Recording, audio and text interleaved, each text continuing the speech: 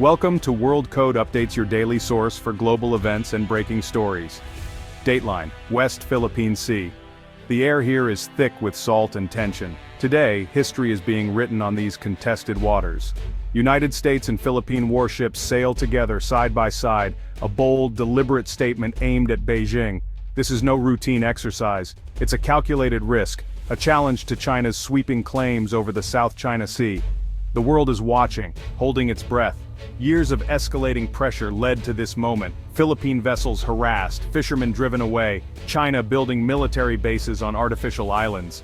For the Philippines, it's a fight for sovereignty. For the U.S., it's about upholding international law and reassuring a key ally. Every maneuver is scrutinized. The presence of these ships signals the status quo is over. On the USS John Finn, sailors scan the horizon, radar screens alive with activity. Nearby, the BRP Jose Rizal mirrors their moves. This naval choreography projects unity and deterrence, warning that aggression against the Philippines won't be ignored. The decades-old treaty between the U.S. and the Philippines is being tested in real time. News channels worldwide lead with this story. Diplomats scramble, analysts debate, will China back down or double down? The joint patrols have turned a regional dispute into a global flashpoint. Calm seas today could become a crisis tomorrow. The future of regional stability may be decided in these very waters. The stakes could not be higher. The world sees this for what it is, a direct challenge to China's ambitions. The message is clear. The era of unchecked expansion is over. The line has been drawn. What happens next could shape the region for decades. Picture a U.S. Navy destroyer slicing through the waves, a symbol of American might. Overhead, a P-8 Poseidon surveillance plane circles, its sensors tracking every move below. The mission to see, be seen, and document every vessel. The American presence reminds the Philippines, you are not alone. Alongside, a Philippine warship sails, smaller but equally resolute. For its crew, these are their waters, their livelihoods at stake. Daily they face Chinese vessels encroaching on their territory. The joint patrols give them confidence, evening the odds. Intelligence is shared in real time. Joint maneuvers are practiced, preparing for any contingency. On the horizon, a Chinese Coast Guard cutter appears, large, imposing, always watching. Sometimes Chinese maritime militia boats join in, blurring the line between civilian and military. Radio exchanges are terse, professional but firm, each side asserting its right to be there. It's a psychological contest, played out with 1,000-ton ships. A single mistake, a collision, a warning shot, could spiral out of control. The peace is fragile, maintained by the discipline of sailors on all sides. This is more than a standoff, it's a contest of wills. The U.S. and the Philippines bet that strength will lead to de-escalation, but the risk of miscalculation is ever present. The sentinels at sea are on the front line of a new Cold War. Every day, they walk a tightrope between deterrence and disaster. The world watches, hoping the line holds. The stakes are nothing less than peace in the Pacific.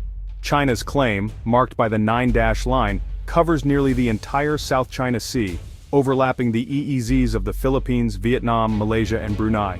To enforce this, China has built the world's largest navy and constructed fortified artificial islands complete with runways, ports, and missile systems. These island bases act as unsinkable aircraft carriers, projecting power far from the mainland. China prefers gray zone tactics, using its Coast Guard and maritime militia to harass, block, and intimidate without open warfare. Many Coast Guard ships are former naval vessels, heavily armed and imposing.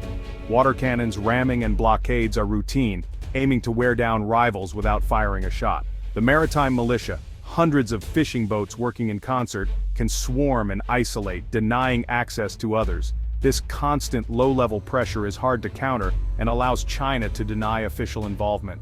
Their coordinated actions reveal a clear command structure.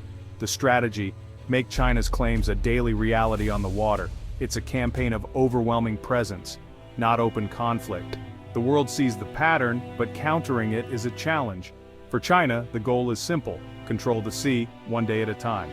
The stakes are regional sovereignty and the rules of the global order. The contest is relentless, and the outcome is far from certain. The joint patrols are more than a show of force, they're a message.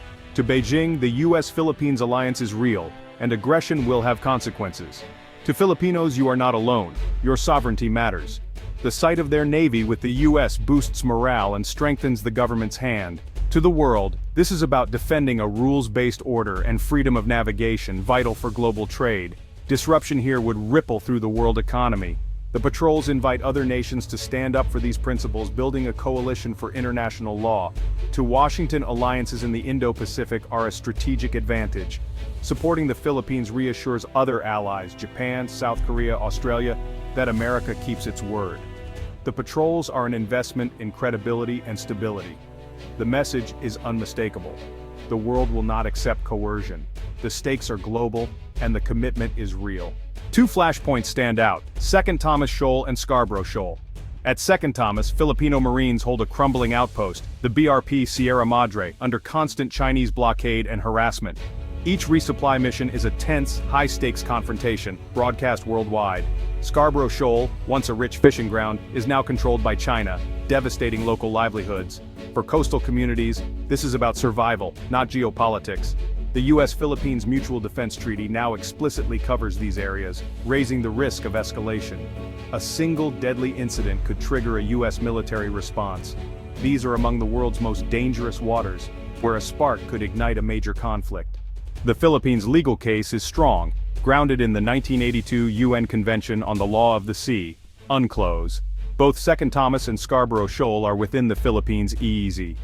In 2016, an international tribunal ruled overwhelmingly in Manila's favor, rejecting China's 9-dash line.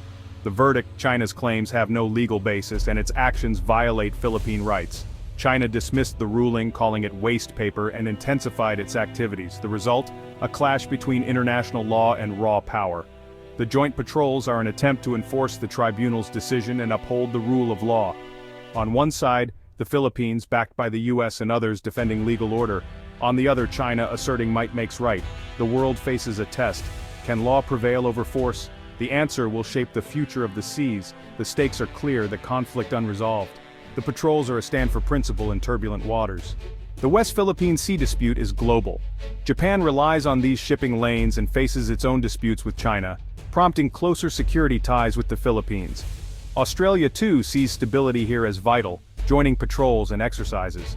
European powers, UK, France, Germany, send ships to show support for international law. Even Canada increases its presence, adding diplomatic pressure. This growing network of democracies counters China's influence. ASEAN, divided by economic ties to China, struggles for unity. Some members want to confront Beijing, others hesitate. The result: muted responses, and China's assertiveness continues. The world's response is evolving, but the challenge remains immense. Beyond the headlines, Filipino fishermen bear the brunt of this conflict. For generations, these waters have been their lifeblood. Now, they face harassment, blocked from traditional grounds, their livelihoods at risk. Many are forced into debt or poverty, their small boats no match for Chinese ships. Joint patrols offer hope, sometimes deterring aggression, sometimes escorting fishermen. But protection is limited.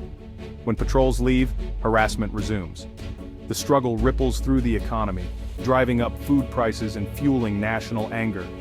The fishermen's plight has become a symbol of the country's fight for sovereignty. Their stories galvanize public support and demand a stronger response. They are the human face of a conflict too often discussed in abstract terms. The stakes are not just strategic, they're personal and deeply felt. The world must not forget those caught in the crossfire. The West Philippine Sea is a tinderbox. Joint patrols deter but also escalate tensions, each move met with countermoves. The risk of miscalculation is high. A single accident could trigger a wider conflict.